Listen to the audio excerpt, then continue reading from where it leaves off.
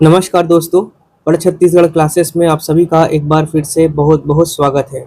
दोस्तों, जैसे कि आप सभी जानते हैं कि हम यहाँ पर आप लोगों को सीजी सेट और यूजीसी नेट का जो पेपर वन है दोस्तों, general paper on research and teaching and research aptitude, इसके लिए हम लोग आप लोगों को निःशुल्क क्लासेस प्रोवाइड करा रहे हैं। ठीक है, ये क्लासेस हैं दोस्तों, आज की जो ये क्लास नंबर 16 है। इससे पहले मैं आप लोगों को क्लास नंबर 15 तक पहले पढ़ा चुका हूँ, जिसमें हमने यूनिट 1 और यूनिट 2 और यूनिट 3 तीन यूनिट हमने कंप्लीट कर लिया है दोस्तों।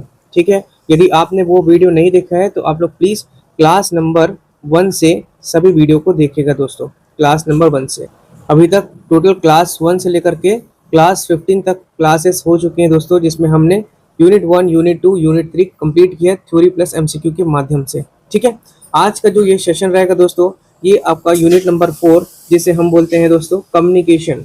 ठीक है, संप्रेषण। इसमें हम लोग अनसीन पैसेज वाला पढ़ चुके हैं, अभी हम कम्युनिकेशन वाला चीज़ों को पढ़ेंगे। क्लास यूनिट 3 में हमने कंप्रहेंशन पढ़ा था, यूनिट 2 में हमने रिसर्च एप्टीट्यूड पढ़ा था, और यूनिट 1 में हमने टीचिंग एप्टीट्यूड पढ़ा था दोस्तों।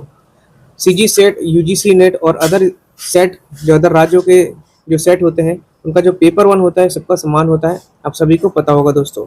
इसमें हम लोग जो है थ्योरी पढ़ रहे हैं दोस्तों। थ्योरी के बाद हम लोग एमसीक्यू कर रहे हैं।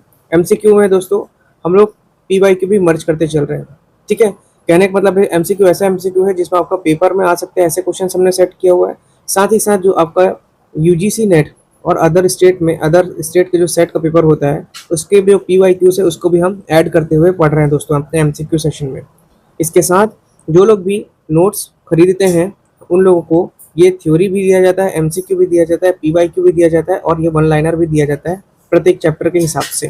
ठीक है, तो ये सभी चीज़ें आप लोगों को पीडीएफ के तौर पर, नोट्स के तौर पर हम लोग अपनों प्रोवाइड कराते हैं। ठीक है, जिन्हें भी पीडीएफ नोट्स खरीदना है तो वो व्हाट्सअप कर सकते हैं दोस्तों हम लोगों को। हमारा व्हाट्सअप नंबर है जो ऑफिशियल, उस पर आप लोग मैसेज करेंगे तो आप लोगों को दे दिया जाएगा। व्हाट्सअप नंबर 8962530503, इस पे आप लोग मैसेज करेंगे दोस्तों। तो अभी 15 अगस्त का स्पेशल ऑफर चल रहा है, इसमें आप लोग चाहें तो कम प्राइस पे भी ये सभी नोट्स को परचेस कर सकते हैं। ठीक, तो चलिए शुरुआत करते हैं। आज का जो टॉपिक है संप्रेषण अर्थात कम्युनिकेशन। ठीक है, संप्रेषण अर्थात कम्युनिकेशन। आप लोगों ने वैसे जनरली जिन्होंने ग्रेजुएशन किया है वो कम्युनिकेशन कभी ना कभी तो पढ़े ही होंगे। ठीक है, यूजी पीजी में हम लोग इस चीज़ को, ये चैप्टर को पढ़ते ही हैं, मतलब कि ये एक सब्जेक्ट होता भी है और हमारे सिलेबस में दिया है, इसलिए एक बार और पढ़ना बहुत अच्छे से ज़रूरी है। और हम थ्योरी को भी एग्जाम ओरिएंटेड ही पढ़ रहे हैं और एमसीक्यू भी हमारा जो रहेगा वो एग्जाम ओरिएंटेड ही रहेगा। चलिए शुरुआत करते हैं। सबसे पहले देखिए लिखा हुआ है संप्रेषण, इसका हम अर्थ देखेंगे, इसके प्रकार और इसका अभिलक्षण भी देखेंगे। ठीक है, संप्रेषण का हम क्या देखेंगे, पहले अर्थ, प्रकार और अभिलक्षण। सबसे पहले देखिए संप्रेषण का अर्थ, meaning of the communication. Meaning of communication, संप्रेषण का अर्थ। इसकी उत्पत्ति देखिए। सबसे पहले संप्रेषण जो शब्द है ये अंग्रेजी के कम्युनिकेशन की हिंदी प्राय है। ठीक है, संप्रेषण जो है, कम्युनिकेशन जो है वो इंग्लिश का शब्द है, कम्युनिकेशन का हिंदी ही मीनिंग है। ठीक है, जिसकी उत्पत्ति जो है किससे हुई है दोस्तों, याद रखेंगे लैटिन भाषा से हुई है। कौन सी भाषा से, लैटिन भाषा से। और लैटिन कौन सी भाषा है, वो आपका कम्युनिस। ठीक है, या इसको कम्युनिकेयर भी शब्द से हुई है ऐसा बोलते हैं। तो दो शब्द को याद रखना है कि लैटिन भाषा कम्युनिस्ट से हुई है या कम्युनिकेयर शब्द से हुई है। इसका अर्थ क्या होता है, कम्युनिस्ट और कम्युनिकेयर का मतलब कि सामान्य बनाना। क्या होता है, सामान्य बनाना, टू मेक कॉमन। ठीक है, या फिर साझा करना। ध्यान रखेंगे, कम्युनिस्ट का मतलब होता है सामान्य बनाना, ठीक है, या फिर आपका साझा करना होता है। ठीक है, कम्युनिकेयर मतलब साझा करना। ठीक, और कम्युनिस्ट मतलब हो गया आपका सामान्य बनाना। अब देखिए इसकी परिभाषा क्या है, जब दो या दो से अधिक व्यक्ति आपस में सूचनाएं, विचारों, भावनाओं या तथ्यों का आदान प्रदान करते हैं, इस प्रकार करते हैं कि दोनों उसका एक ही अर्थ समझें। ठीक है, तो उसे क्या कहते हैं, संप्रेषण कहते हैं। ध्यान रखेंगे कि इस प्रकार करते हैं कि दोनों उसका एक ही अर्थ निकाल रहे हैं, तो उसे क्या कह रहे हैं, कम्युनिकेशन कहला रहे हैं। ये केवल संदेश भेजना नहीं होता है दोस्तों, बल्कि संदेश को सही अर्थ में समझाना ही होता है। मतलब आप यहाँ से किसी को संदेश दे रहे हैं और इस तक वो संदेश पहुंच रहा है। ठीक है, इन्होंने जो भी जानकारी बताई उसे ये भी समझ रहा है और सेम अंडरस्टैंडिंग है, ये मतलब कम्युनिकेशन है आपका। मतलब जो भी जानकारी है, जो भी सार्थक जानकारी है, वो एक दूसरे से क्या हो रहा है दोस्तों, साझा हो रहा है यहाँ पर, ठीक है। तो इसलिए इसको बोलते हैं कम्युनिकेशन, मतलब सूचनाओं, उनके विचार, उनके भाव, उनकी जो तथ्य हैं, फैक्चुअल चीज़ें हैं, उसका आदान प्रदान करके दोनों उसका एक ही अर्थ समझते हैं, तो उसे संप्रेषण कहते हैं। दो या दो से अधिक लोग उसका एक ही अर्थ निकाल रहे हैं तो उसे कम्युनिकेशन कह रहे हैं। सिर्फ संदेश भेजना नहीं होता है, संदेश भेजना मतलब अपने क्या है, मैसेज करना हो गया, लेकिन कम्युनिकेशन का मेन उद्देश्य क्या है कि उसके अर्थ में समझ होनी चाहिए। अर्थ में समझ होनी चाहिए मतलब सभी चीज़ें मीनिंगफुल होनी चाहिए और दोनों उस चीज़ को एग्री करें, ठीक है। चलिए आगे देखते हैं संप्रेषण के अभिलक्षण, उसकी विशेषताएं, कैरेक्टरिस्टिक ऑफ कम्युनिकेशन। ओके, देखिए संप्रेषण के अभिलक्षण, विशेषताएं, कैरेक्टरिस्टिक ऑफ कम्युनिकेशन। सबसे पहली बात है कि कम्युनिकेशन जो है द्विमार्गी प्रक्रिया है, मतलब कि टू वे कम्युनिकेशन है ये। संप्रेषण में कम से कम दो पक्ष रहेंगे, एक रहेगा आपका प्रेषक जिसको बोलते हैं सेंडर, और दूसरा रहेगा प्राप्तकर्ता जिसको बोलते हैं रिसीवर। ये दोनों का ही होना आपका अनिवार्य है, ठीक है। टू वे प्रोसेस है आपका कम्युनिकेशन, जिसमें दो पक्ष रहेंगे, एक रहेगा सेंडर, दूसरा रहेगा रिसीवर। अब देखिए ये जो कम्युनिकेशन है ये एक प्रकार की कंटिन्यूस प्रोसेस है। क्या है कंटिन्यूस प्रोसेस? यह एक कभी ना रुकने वाली प्रक्रिया है, मतलब कि ये कंटिन्यूस है, जो मानव जीवन और उसके संगठन में हमेशा क्या रहती है, चलती रहती है। कंटिन्यूस प्रोसेस है, रुकता ही नहीं है ये, ठीक है। लचीलापन और गतिशील होता है। आपका जो कम्युनिकेशन है वो आपका फ्लेक्सिबल होगा और एक डायनेमिक प्रोसेस है, ये गतिशील प्रोसेस है। समय, परिस्थिति और माध्यम के अनुसार संप्रेषण का स्वरूप क्या है, बदलता रहता है, ठीक है। टाइम के हिसाब से, सिचुएशन के हिसाब से और जो मीडियम है उसके हिसाब से कम्युनिकेशन जो है बदलता रहता है, ठीक है। कम्युनिकेशन गोल ओरिएंटेड होता है, उद्देश्यपूर्ण प्रक्रिया है ये एक प्रकार की। हर संप्रेषण के पीछे कोई ना कोई निश्चित उद्देश्य का लक्ष्य होता है, ठीक है। कम्युनिकेशन कोई भी करता है किसी के साथ भी, तो उसका एक निश्चित उद्देश्य या फिर लक्ष्य होता है। ये सब में उदाहरण देने की ज़रूरत नहीं है। जैसे आप घर के बाहर रह रहे हैं तो आप अपने फैमिली को कॉल करके पूछेंगे तो उसका एक उद्देश्य है कि फीडबैक लेना है कि सबका हाल चाल कैसे है ना, घर में क्या हो रहा है। तो ये सभी चीज़ें क्या कम्युनिकेशन का हिस्सा है, मतलब एक लक्ष्य होता है, एक उद्देश्य होता है। सार्वभौमिक प्रक्रिया है, यूनिवर्सल प्रक्रिया है, बिल्कुल ठीक है। ये मानव, पशु पक्षी, व्यापारी संगठन और समाज के हर स्तर पर लागू होता है, ठीक है। पशु पक्षी भी कम्युनिकेट करते हैं अपने लैंग्वेज में दोस्तों। जैसे आपने देखा होगा एक कुत्ता भौंकता है तो उसके साथ और 3-4 कुत्ते आपस में कम्युनिकेशन करने लग जाते हैं। मानव जो है कम्युनिकेशन करते हैं, व्यापारी संगठन ये सभी क्या कम्युनिकेशन करते हैं। पुष्टि अर्थात फीडबैक अनिवार्य है, बिना फीडबैक के कम्युनिकेशन पॉसिबल नहीं है, ठीक है। आपने मान लीजिए बताया है अपने दोस्त को कोई भी चीज़ों के बारे में जानकारी दिए यहाँ पर, अब यहाँ तक से ये रिप्लाई नहीं दिया तो समझ में नहीं आएगा कि भाई इस तक मैसेज पहुँचा है कि नहीं, इसने उस जानकारी को समझा है कि नहीं। तो इसलिए फीडबैक ज़रूरी होता है। इसलिए मैं अपने वीडियो के एंड में भी बोलता हूँ और अभी भी बोल रहा हूँ कि यदि वीडियो आपको अच्छा लगता है तो लाइक ज़रूर से करिए दोस्तों, और जो भी बातें हैं आप कमेंट कर सकते हैं, जो आपको और पढ़ना है या कोई और समस्या है उसको आप शेयर कर सकते हैं, ठीक। तो फीडबैक मेरे को मिलेगा कि आप इसी को देख रहे हैं कि नहीं। लाइक करेंगे मतलब आप देख रहे हैं, अच्छा लग रहा है, समझ में आ रहा है, कमेंट करेंगे, लाइक करेंगे आप, तो मुझे फीडबैक मिलता है, ठीक है। तो प्राप्तकर्ता द्वारा प्रतिक्रिया के बिना संप्रेषण की प्रक्रिया अधूरी मानी जाती है। मैं यहाँ से पढ़ा रहा हूँ बट आपकी तरफ से कोई फीडबैक नहीं आएगा, कोई रिजल्ट नहीं मिलेगा, कोई मेरे को प्रतिक्रिया नहीं मिलेगी, तो फिर क्या मतलब कैसा, ठीक। तो कम्युनिकेशन में हमेशा क्या है, फीडबैक ज़रूरी होता है। सांस्कृतिक संदर्भ, कल्चरल कॉन्टेक्स्ट की बात हो रही है। संप्रेषण पर हमारी संस्कृति, भाषा, पृष्ठभूमि का गहरा प्रभाव होता है, बिल्कुल होता है, ठीक है। हमारी संस्कृति, भाषा और जो हमारा जो कॉन्टेक्स्ट है उसका गहरा प्रभाव पड़ता है, ठीक। अब यहाँ पर देखिए टाइप्स ऑफ कम्युनिकेशन, कम्युनिकेशन के प्रकार देख लीजिए दोस्तों। इतना तो समझ में आ गया कि कम्युनिकेशन क्या होता है, उसकी विशेषताएं क्या क्या है। अब इसके प्रकार देख लेते हैं। तो पहला है संबंध चैनल के आधार पर, ठीक है। किसके आधार पर? चैनल या भी आपके रिलेशन के हिसाब से। सबसे पहला है औपचारिक संप्रेषण जो होता है, फॉर्मल कम्युनिकेशन की बात कर रहा हूँ मैं। किसकी बात कर रहा हूँ? Formal communication.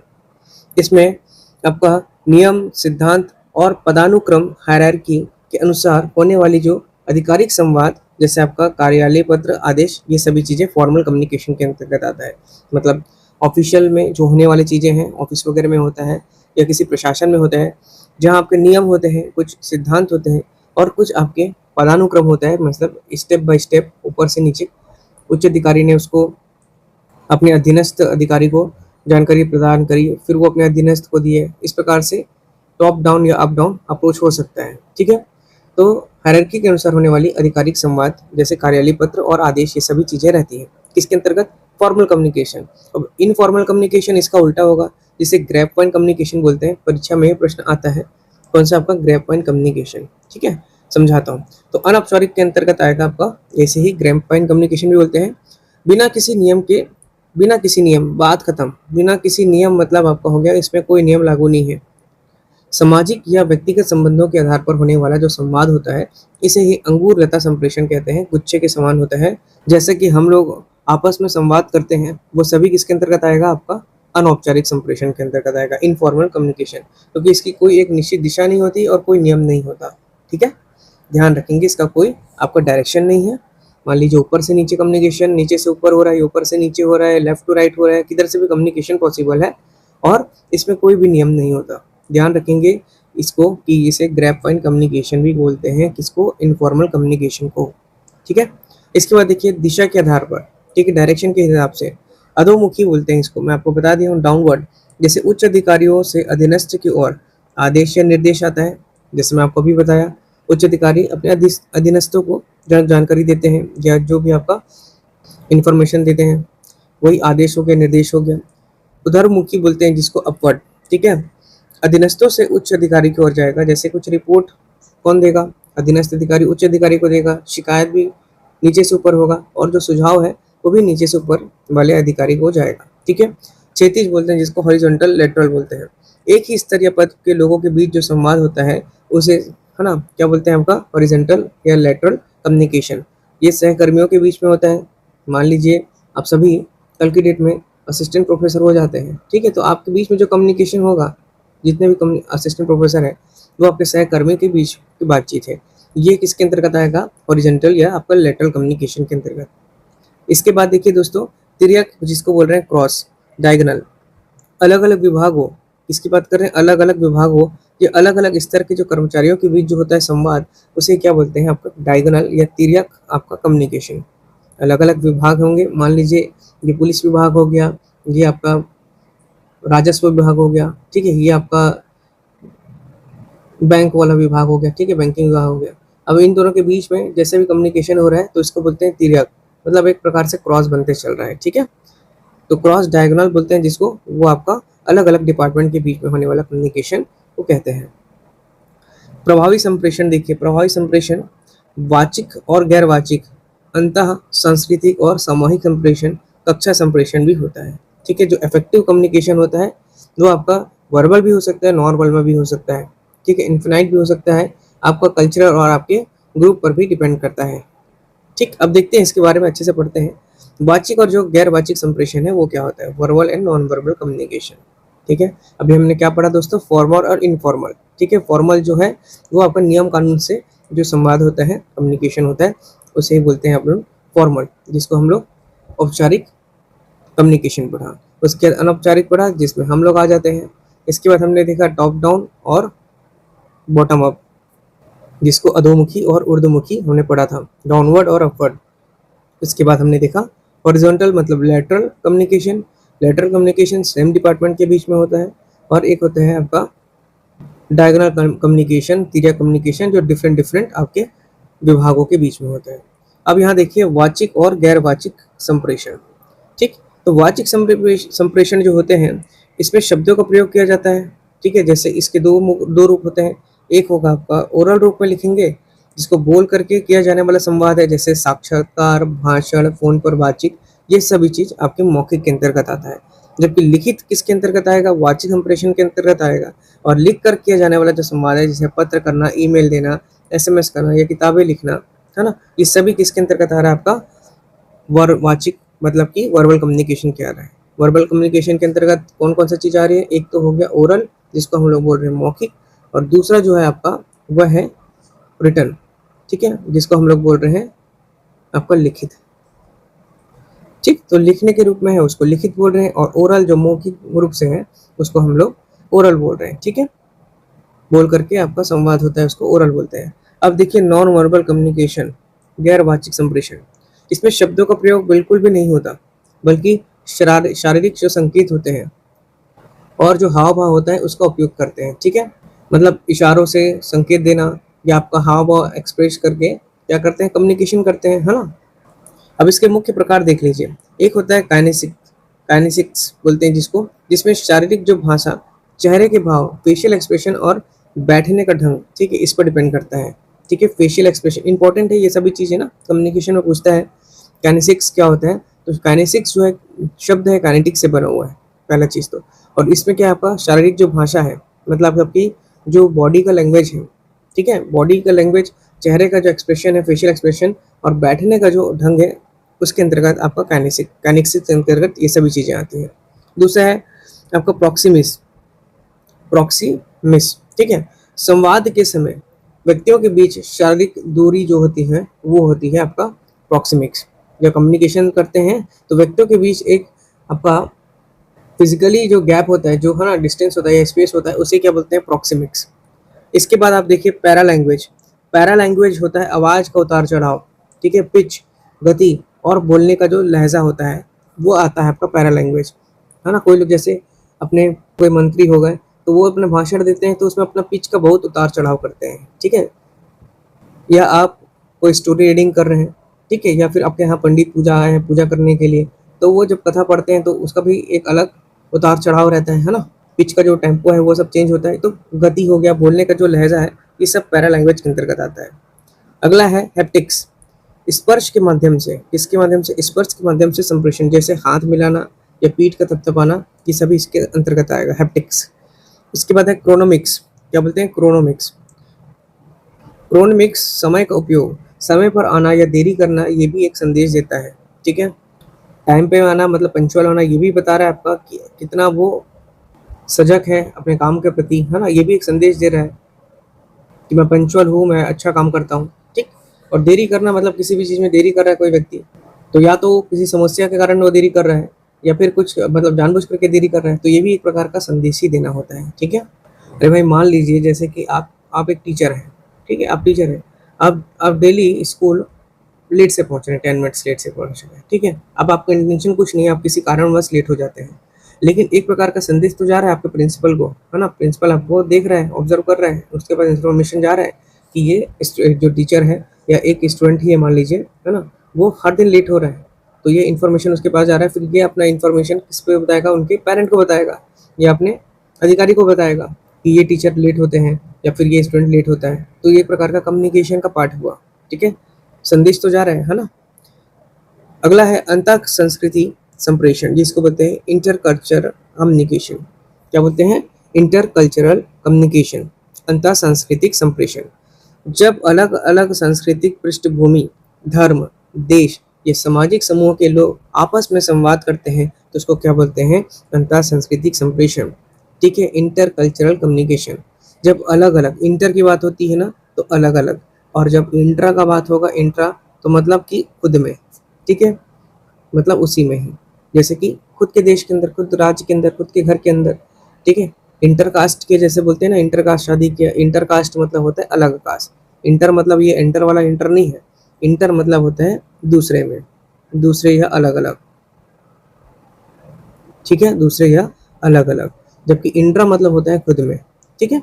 तो जब अलग अलग सांस्कृतिक पृष्ठभूमि, धर्म, देश या सामाजिक समूह के लोग आपस में संवाद करते हैं तो ऐसे कम्युनिकेशन को इंटरकल्चरल कम्युनिकेशन कहते हैं, ठीक है। इसमें देश आ गया, धर्म आ गया, संस्कृति आ गया, समाज के समूह के लोग आपस में संवाद करते हैं, उसे इंटरकल्चरल कम्युनिकेशन कहते हैं, ठीक है। ध्यान रखेंगे अंतः, अंतः बोल रहा है, ठीक है, इंटरकल्चरल कम्युनिकेशन। अगला देखिए महत्व, वैश्वीकरण, ग्लोबलाइजेशन। ग्लोबलाइजेशन के दौरान अंतर्राष्ट्रीय जो व्यापार होता है और कूटनीति के लिए ये अत्यंत महत्वपूर्ण है। क्या चीज़ महत्वपूर्ण है, आपका इंटरकल्चरल कम्युनिकेशन, ठीक है। इंटरकल्चरल कम्युनिकेशन आपका ग्लोबलाइजेशन के लिए, अंतर्राष्ट्रीय व्यापार करना है या कूटनीति हो गया है, डिप्लोमेटिक चीज़ें जो हैं उसके लिए बहुत ही महत्वपूर्ण है। इसमें जो है आपके सांस्कृतिक मतभेदों और रूढ़ियों का कोई समझना बहुत ज़रूरी है, ठीक है। इसीलिए देखिएगा आप लोग, जैसे अन्य देश के, जैसे फ्रांस के मिनिस्टर्स लोग आते हैं या आपका यूएसए के आ गए, है ना, या फिर मोदी जी यहाँ से वहाँ जाते हैं, हमारे यहाँ के प्राइम मिनिस्टर जी, तो वहाँ की जो संस्कृति है उसको उन लोग अडॉप्ट करते हैं, उस समय उसको रेस्पेक्ट करते हैं। तो क्योंकि ये बहुत ही ज़्यादा क्या है, ज़रूरी है, कूटनीति के लिए बहुत ज़रूरी है कि वो आप वहाँ की जनता के, वहाँ के देशों के चीज़ों को अपना रहे हैं, एक्सेप्ट कर रहे हैं, उनको क्या कर रहे हैं, रेस्पेक्ट कर रहे हैं, ठीक है। तो ये अंतर्राष्ट्रीय व्यापार के लिए बहुत ज़रूरी होता है, और ये भी कम्युनिकेशन का ही पार्ट हो गया। कौन सा कम्युनिकेशन, इंटरकल्चरल कम्युनिकेशन की बात हो गई, ठीक है। इसलिए हमारे यहाँ के प्रधानमंत्री जी अलग अलग देश में जा करके एक अपना इमेज बना रहे हैं, हमारे देश का एक अच्छा कोशिश प्रयास कर रहे हैं कि अच्छा स्तर में ले जाने के लिए जितने ज़्यादा लोगों से उठना बैठना करेंगे उतना ज़्यादा उनका क्या बनेगा, वहाँ पे हमारे देश का ओहदा बढ़ेगा, ठीक। तो ये सभी चीज़ें क्या है, आपका डिप्लोमेटिक चीज़ें हैं, कूटनीतिक चीज़ें हैं, राजनीतिक चीज़ें हैं, ये सभी चीज़ें है ना। तो ये इंटर कल्चर कम्युनिकेशन का पार्ट होता है दोस्तों। अब देखिए सामूहिक संप्रेषण जिसको बोल रहे हैं ग्रुप कम्युनिकेशन, जब दो से अधिक व्यक्ति एक समूह जब दो या दो से अधिक व्यक्ति एक समूह किसी साझा उद्देश्य की समस्या के समाधान के लिए आपस में विचार विमर्श करते हैं, जैसे कि आपका क्लासरूम, बोर्ड मीटिंग या टीम वर्क, तो वो सब ग्रुप कम्युनिकेशन के अंतर्गत आता है, ठीक है। आगे देखिए विशेषता, इसमें सभी सदस्यों को अपनी बात रखने का अवसर मिलता है। ग्रुप में काम करेंगे तो सब लोग अपने अपने बात रखेंगे जो भी इनको सुझाव देना है, और सामूहिक इसमें निर्णय लिया जाता है, ठीक है। मेजोरिटी पे इसमें निर्णय आता है दोस्तों। अगला कक्षा संप्रेषण जिसको बोलते हैं क्लासरूम कम्युनिकेशन, ये एक विशेष प्रकार का सामूहिक और प्रभावी संप्रेषण है।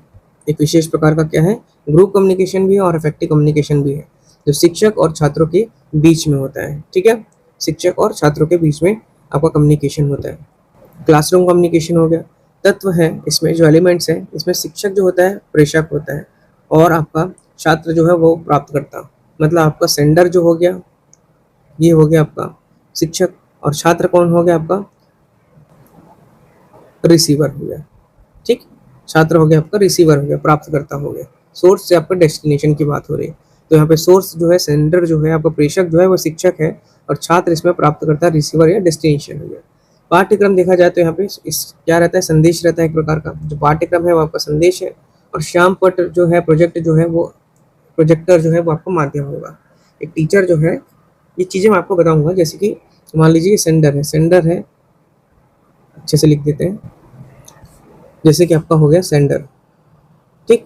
सेंडर हो गया, सेंडर के बाद में आपका क्या होगा, कोई भी चीज़ें हैं, कोई भी चीज़ें करने का मतलब जो कि मैसेज है, पर मैसेज को भेजने के लिए ना आपको पहले एनकोडिंग करना पड़ेगा, ठीक है। उसको ना एक एनकोडेड फॉर्म में लिखना रहता है, ठीक। मैं आगे आपको बताऊंगा इसको। इसके जो है आपका मैसेज रहेगा दोस्तों यहाँ पे, ठीक। और मैसेज के बाद आपका क्या हो जाएगा, डिकोड होगा, ठीक है।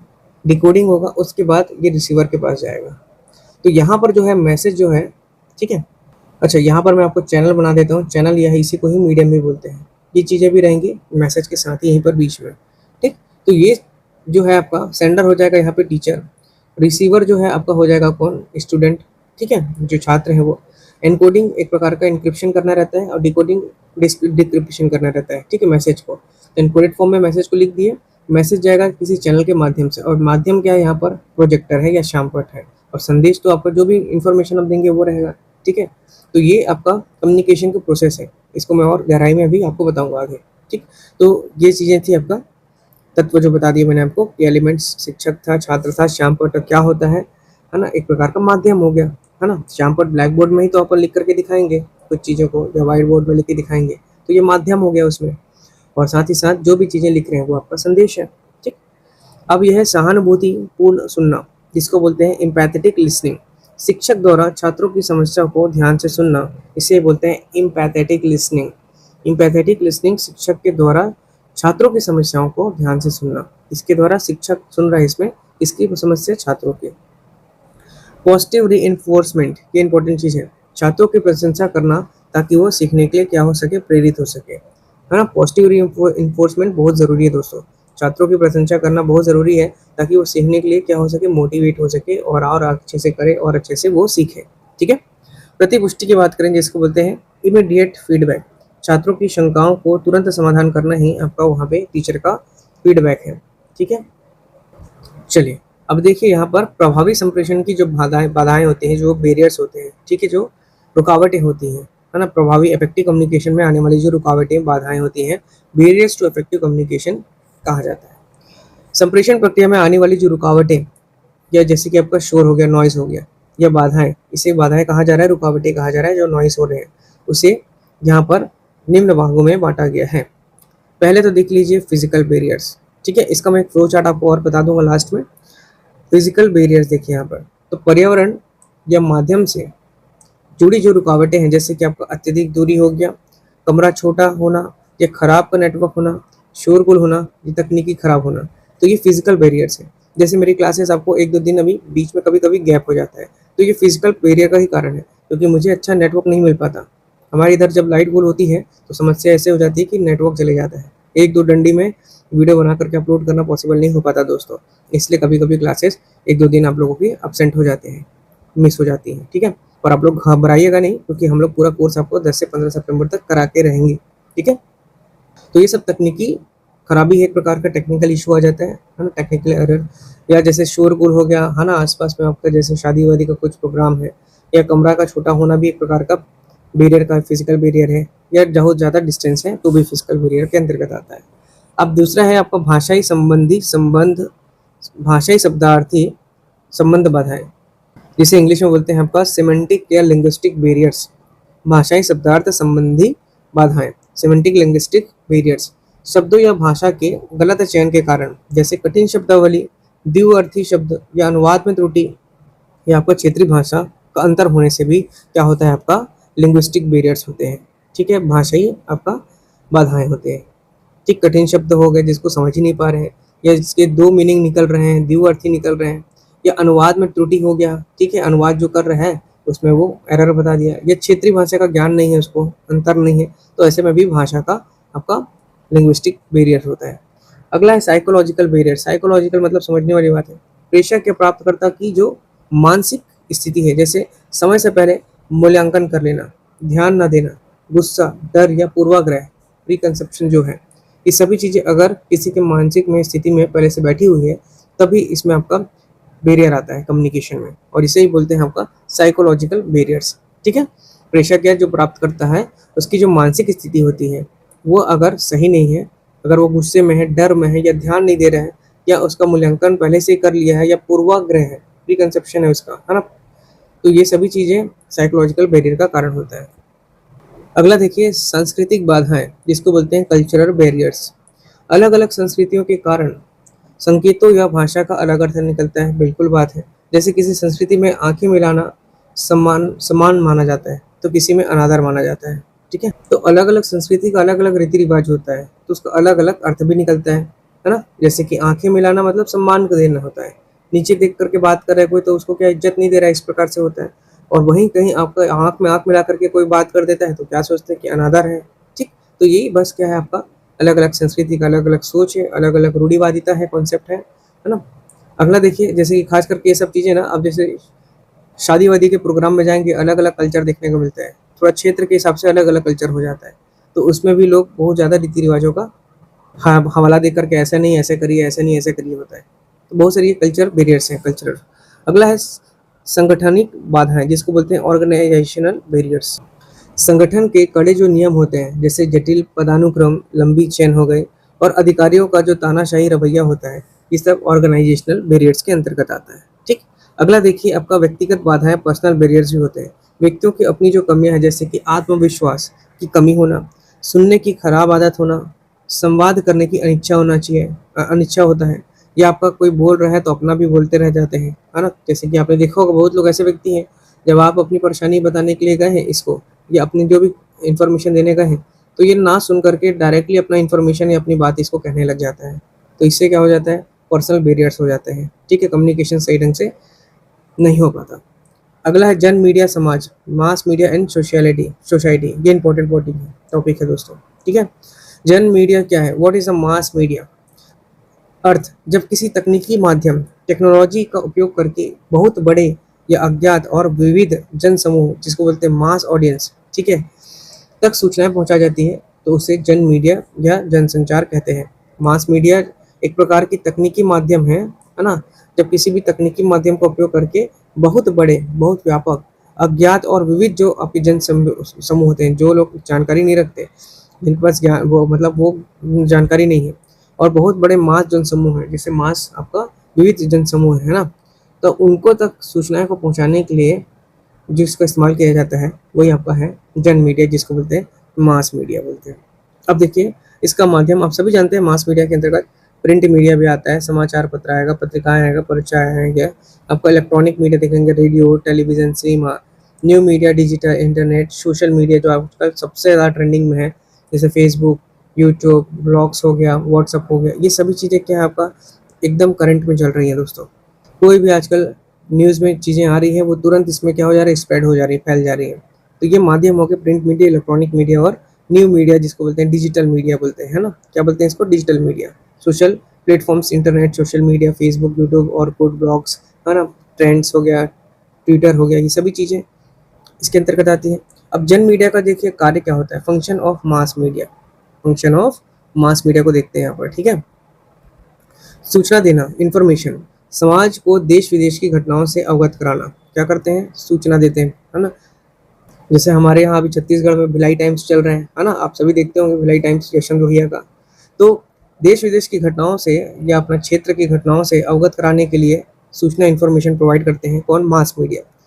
शिक्षित करना भी इनका उद्देश्य होता है, एजुकेट करना, ज्ञान और जागरूकता फैलाना इनका कार्य होता है। मनोरंजन अर्थात एंटरटेनमेंट हो गया, फिल्म हो गया, संगीत हो गया, नाटक हो गया, इसके माध्यम से भी क्या करते हैं, तनाव कम होता है और आपको कहीं न कहीं एक प्रकार का सीख मिलता है मूवी देखने से, एंटरटेनमेंट देखने से, है ना? एंटरटेनमेंट के अंतर्गत जो आपकी फ़िल्में आते हैं, संगीत संगीत सुनने से रिलैक्सेशन मिलता है, रिलैक्स मिलता है। नाटक हो गया तो उससे भी आपका क्या होता है, माइंड रिफ्रेश हो जाता है। फ़िल्म वगैरह से मोटिवेशन मिलता है, इंस्पिरेशन मिलता है। बहुत सारी ऐसी मूवीज़ हैं। एजेंडा तय करना, देखिए एजेंडा सेटिंग, समाज में किस मुद्दे पर चर्चा होगी ये मीडिया तय करती है। मीडिया क्या करती है कि समाज पर किस मुद्दे पर आपकी चर्चा होगी। इसीलिए न्यूज़ में कुछ-कुछ नए मुद्दे दिखाया जाता है, जैसे कि आपका कहीं का सड़क खराब है या कहीं का टेक्नोलॉजी सही नहीं है, कहीं की शिक्षा व्यवस्था सही नहीं है। तो ये सभी चीज़ें आपको न्यूज़ में दिखा कर के सामने प्रकाशित करती है लोगों को, ताकि लोग इस पर चर्चा करें और फिर जो प्रशासन में बैठे हैं उस पे उस चीज़ों को सही करें। निगरानी, सर्विलेंस, समाज और जो सरकार है इसकी कमियों का उजागर करना लोकतंत्र का एक चौथा स्तंभ होता है। लोकतंत्र का याद रखेंगे चौथा स्तंभ है कौन-सा आपका? Mass media. मीडिया जो है आपका, न्यूज़ जो है ना? ये आपका चौथा स्तंभ है। लोकतंत्र के आपके 4 स्तंभ आपको पता ही होगा, जिसमें से चौथा मीडिया है, पहला कौन-सा है? ठीक है, ये सब संविधान में हमने पढ़ा है दोस्तों, यदि आपने चैनल में नहीं देखा है तो देखिए। हमारे इस यूट्यूब चैनल पर आपको सभी विषय की बहुत बेहतरीन तैयारी करवाई जा रही है, एकदम बेस से लेकर के आपका एडवांस लेवल तक पूरे डेप्थ में पढ़ाया जा रहा है, गहराई में जाके। पहला जो है आपका विधायिका होता है, विधायिका। लोकतंत्र के आपके 4 स्तंभ में विधायिका जो है, ठीक स्पेलिंग थोड़ा मिस्टेक हो गया, विधायिका, ठीक है? विधायिका जो है पहला स्तंभ है, मतलब कि जो कानून को क्या करते हैं, बनाते हैं। कानून बनाती है जो, जिसको बोलते हैं हम लोग लेजिस्लेचर, लेजिस्लेचर। दूसरा क्या था दोस्तों? 2 मिनट में आपको इसको मैं क्लियर कर दे रहा हूँ ना, बता देता हूँ। आप बोलेंगे सर संविधान पढ़ाना शुरू कर दिया। कार्यपालिका, कार्यपालिका जो कि आपका इसको एग्जीक्यूट करती है, जो कानून है उसको लागू करती है, लागू करती है, मतलब कि ये हो गया कौन? एग्जीक्यूटिव होगा, ठीक। तीसरा जो है आपका कौन होगा दोस्तों? न्यायपालिका, जो आपका न्याय करती है, न्यायपालिका, जिसको बोलते हैं जुडिशरी, क्या बोलते हैं? जुडिशियरी, ठीक, जो कानून में आपका न्याय करेगी, आप सभी जानते हैं। और जो चौथा है, जो चौथा स्तंभ है वो है आपका मीडिया, प्रेस, क्या बोलते हैं इसको? प्रेस हो गया, मास मीडिया, ठीक। तो ये आपका चौथा स्तंभ है, ठीक है।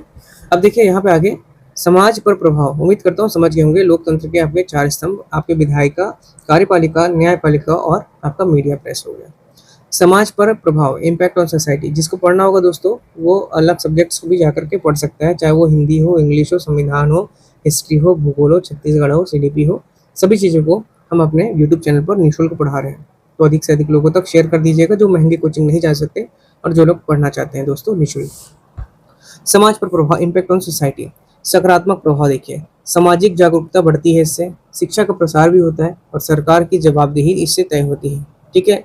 सरकार की जो अकाउंटेबिलिटी है वो इससे तय होगी दोस्तों, क्योंकि आप सभी को पता है सरकार चुनने के बाद एक समय तक काम करती है, उसके बाद निष्क्रिय हो जाती है, उसके बाद फिर लास्ट में क्या हो जाता है, एक्टिव हो जाते हैं, चुनाव फिर से आ जाता है। तो बार बीच में मीडिया इसको क्या करते हैं, जगाते रहती है, उनकी जो जवाबदेही है उसे अवगत कराते रहती है। नकारात्मक प्रभाव देखिए, फेक न्यूज़, ये भी बहुत आजकल चल रहा है, सबको पता होगा, इसका प्रसार बहुत ज़्यादा हो चुका है। सांस्कृतिक साम्राज्यवाद, पश्चिमी संस्कृति का अंधाधुंधीकरण अभी चल रहा है ना? जो पश्चिमी जो संस्कृति है, वेस्टर्न कल्चर, अपने इंडिया में, अपने स्टेट में भी काफ़ी ज़्यादा इसका प्रभाव हो चुका है दोस्तों। खास करके जो एडल्ट्स हैं, जो अभी टीनेज हैं, इसका बहुत ही ज़्यादा इसको अपना चुके हैं, है ना? और ये देखिए हिंसा का अश्लीलता को यहाँ से बढ़ावा भी मिलता है, ठीक है, फेक न्यूज़ से। सोशल मीडिया पे आप लोग देखते हैं आजकल एआई का यूज़ करके बहुत ही ज़्यादा मतलब लोगों का छवि खराब कर रहे हैं इससे, ठीक। तो ये सब आपका गलत जानकारी हुई है। सूचना सिद्धांत, उसका नकारात्मक प्रभाव है ना। सूचना सिद्धांत और संप्रेषण के एक गणितीय प्रतिरूप देखिए। Information theory and models. संप्रेषण को वैज्ञानिक रूप से समझने के लिए सूचना सिद्धांत इंफॉर्मेशन थ्योरी की गहरी समझ आवश्यक होती है। कम्युनिकेशन को समझने के लिए, एक साइंटिफिक रूप से समझने के लिए जो इंफॉर्मेशन थ्योरी है उसको गहरी तरीके से समझना आवश्यक है। एक है पहला आपका क्लाउडन शेनन, इंपॉर्टेंट है दोस्तों, और वॉरेन शीवर का मॉडल 1949, ठीक है। इसका इंपॉर्टेंट है, याद रखेंगे। क्लाउड शेनन और आपका वॉरेन बीवर का मॉडल 1949। इसे संप्रेषण का गणितीय प्रतिरूप जिसको बोलते हैं मैथमेटिकल मॉडल या इलेक्ट्रॉनिक मॉडल भी कहा जाता है, ठीक है। याद रखेंगे, इंपॉर्टेंट है इसलिए मैं आपको बता रहा हूँ। क्लाउड शेनन और आपका वीरेन मॉडल, ठीक है, क्लाउड शेनन और वॉरेन बीवर का मॉडल 1949। इसे गणितीय प्रतिरूप और आपका इलेक्ट्रॉनिक मॉडल भी कहते हैं दोस्तों। इस सूचना को प्रवाह को एक रेखी, क्या बोल रहे हैं, सूचना के जो प्रवाह है, फ्लो है, उसका एक रेखी लीनियर प्रक्रिया के रूप में दिखाता है, ठीक है। क्लाउड शेनन को याद रखेंगे। क्लाउड शेनन ये जब भी प्रश्न करे कि गणितीय प्रतिरूप मॉडल या इलेक्ट्रॉनिक मॉडल संप्रेषण का किसने दिया था, तो क्लाउड शेनन और वॉरेन बीवर का मॉडल 1949 था, और इसमें सूचना के प्रवाह को लीनियर प्रक्रिया के रूप में दिखाया गया है, ठीक है। अब मुख्य तत्व देख लीजिए, एलिमेंट्स, ठीक है। एनाट्रोपी। सूचना सिद्धांत में एनाट्रोपी का अर्थ क्या है? अनिश्चितता और आपके अव्यवस्थितता। अनिश्चितता और आपका अव्यवस्था। संदेश में जितनी अधिक एनाट्रोपी होगी, जितना अधिक आपका एनाट्रोपी होगा, ठीक है, प्राप्तकर्ता के लिए उतना सटीक अनुमान लगाना उतना ही क्या हो जाएगा, कठिन हो जाएगा, ठीक है। जितना ज़्यादा एनाट्रोपी होगा, अनिश्चितता, है ना, इसका अर्थ क्या है, एनाट्रोपी का अनिश्चितता और अव्यवस्थितता। अगर सीक्वेंस में सही ढंग से इसको फॉर्मेट में नहीं रखेंगे अपना इन्फॉर्मेशन, तो जो रिसीवर है उसको बहुत कठिनाई हो जाएगी उसको समझने और उसका अनुमान लगाने के लिए। रेडेंस, तो एनाट्रोपी मतलब समझ गए क्या है, अनिश्चितता और आपका अव्यवस्थितता। दूसरा है आपका रेडिडेंसी, रेडडेंसी, ठीक है। रेडुडेंसी इसको बोलते हैं अतिरेकता। संदेश का वह हिस्सा जो भाषा के नियमों का दोहराव के कारण स्वतः समझ में आ जाता है, ठीक है। जैसे यह शोर, नॉइस के प्रभाव को भी कम करने में मदद करता है। जैसे आपने मूवी वगैरह में देखा होगा, खास करके विदेशी मूवी में देखा होगा, या फिर आपने हमारे यहाँ भी देखा होगा कि जब इमरजेंसी रहता है दोस्तों, है ना, इमरजेंसी मतलब आपातकालीन की स्थिति रहती है, तो उस समय आपका मेडे शब्द का प्रयोग करते हैं। कौन सा शब्द का? मेडे, ठीक है। मेडे शब्द को 3 बार दोहराते हैं, 3 बार इन लोग दोहराते हैं दोस्तों, ठीक है। इसका उपयोग मुख्य रूप से आपके विमान के जो पायलट होते हैं, हाँ, दोहराते हैं। तो जो पायलट होते हैं, जो एविएटर्स होते हैं, या जहाज के जो कप्तान हो गए, या कभी कभी जैसे फायर फाइटर्स करते हैं इसका उपयोग, मतलब रेडियो पर हमेशा इसको क्या करते हैं, 3 बार लगातार बोलते हैं, मे डे मे डे मे डे। ऐसा इसलिए किया जाता है क्योंकि आपका जो खराब सिग्नल होता है या फिर आपका शोर होता है, उससे भी ऑपरेटर इसे साफ तरीके से समझ सके। तो यही है आपका रेडिडेंसी।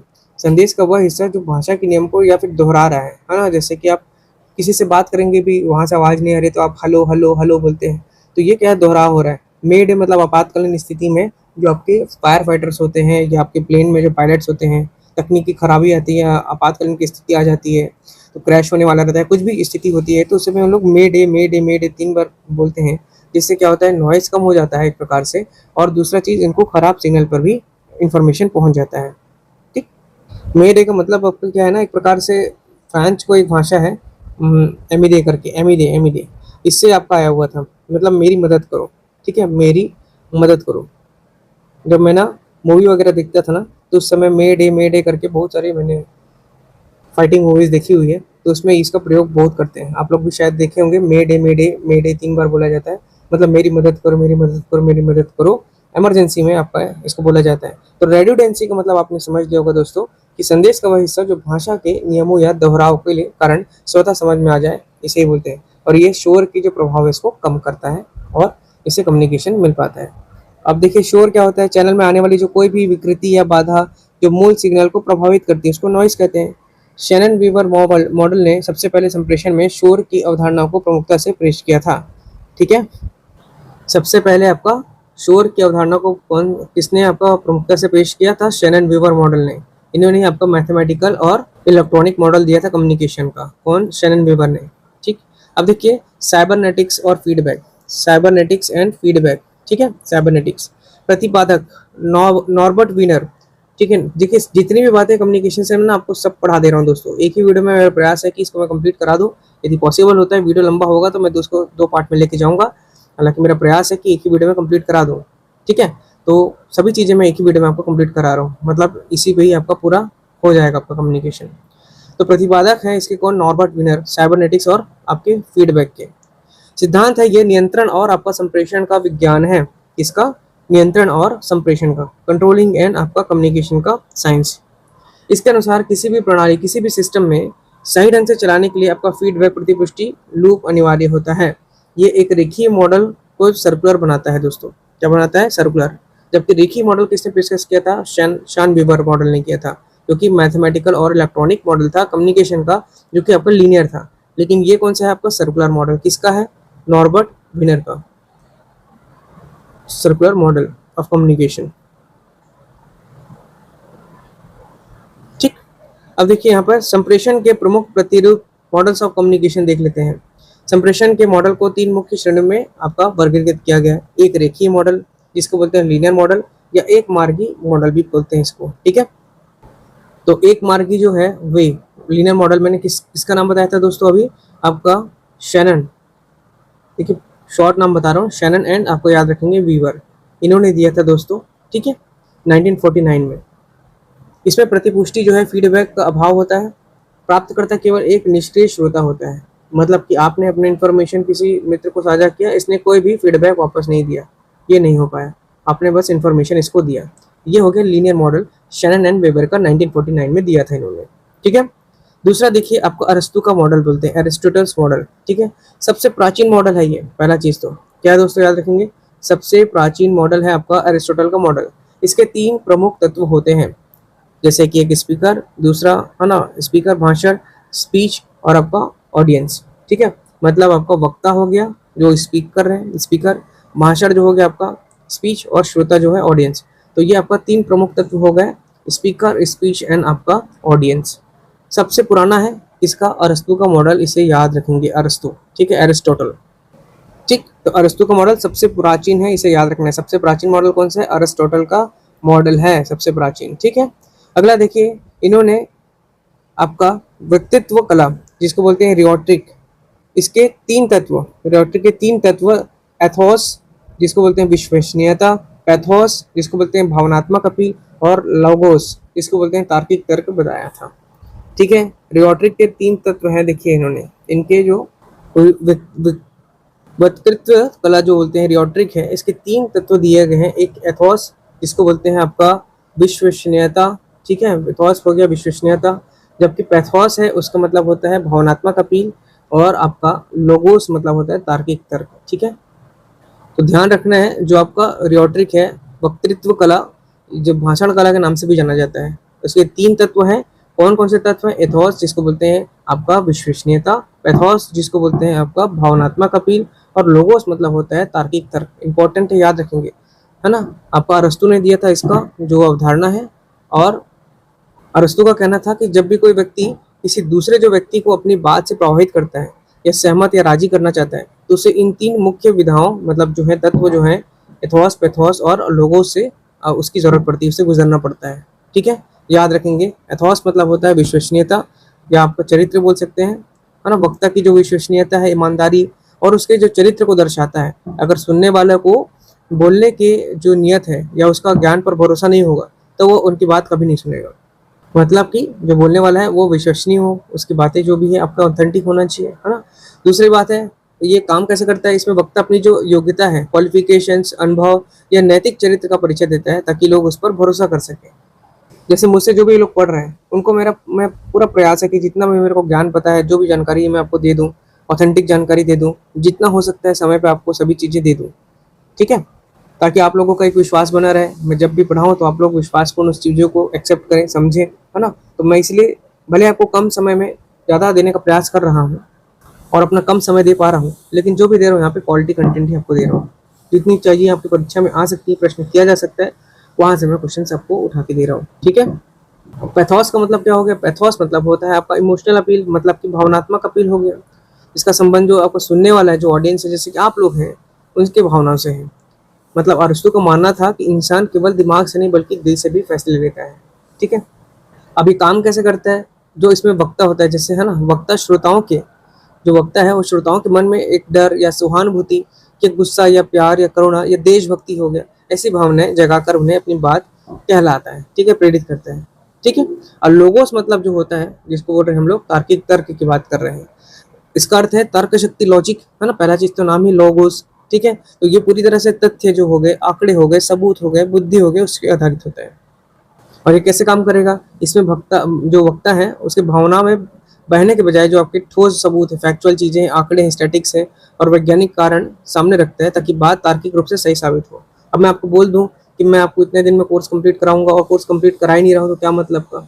या मैं आपको कंटेंट नहीं प्रोवाइड करा रहा हूँ, आपने मान लीजिए पीडीएफ नोट्स ले लिया है, काफ़ी लोगों ने विश्वास जता करके 500 से अधिक लोगों ने हमारा ये नोट्स खरीदा है दोस्तों। देखने वाले तो हज़ारों लोग हैं, लेकिन 500 से अधिक लोगों ने हमारा ये पीडीएफ नोट्स खरीदा है। तो अब उनको क्या चाहिए दोस्तों? फैक्चुअल चीज़ कभी काम आएगी, लॉजिक जब उनका बैठेगा कब? जब उनको मैं दूंगा, अपना पीडीएफ नोट्स दूंगा उनको, है ना, जो आंकड़े हैं वो दूंगा, जो भी नोट्स हैं, पीडीएफ हैं, थ्योरी के हैं, एमसीक्यू है, सब प्रोवाइड करूंगा, तभी वो विश्वास करेंगे, तभी वो सार्थक हो पाएगा। ठीक है, तो ये सभी चीज़ें क्या है, आपका रियोट्रिक है। ठीक है, इन्होंने, इसने आपका एरिस्टोटल ने आपका रियोट्रिक जो है, ठीक है, जिसको बोलते हैं वक्तृत्व, वक्तृत्व कला के 3 तत्व दिए थे, एथोस, पैथोस और लोगोस। ठीक है, विश्वसनीयता, भावनात्मक और तार्किक तर्क। अब देखिए लॉसवेल का मॉडल को देख लेते हैं। कौन? लॉसवेल का मॉडल। ठीक है, लॉसवेल्स मॉडल 1948, इसे प्रभाव मॉडल भी कहते हैं। क्या बोलते हैं इसको? Affective model. ठीक, याद रखेंगे दोस्तों।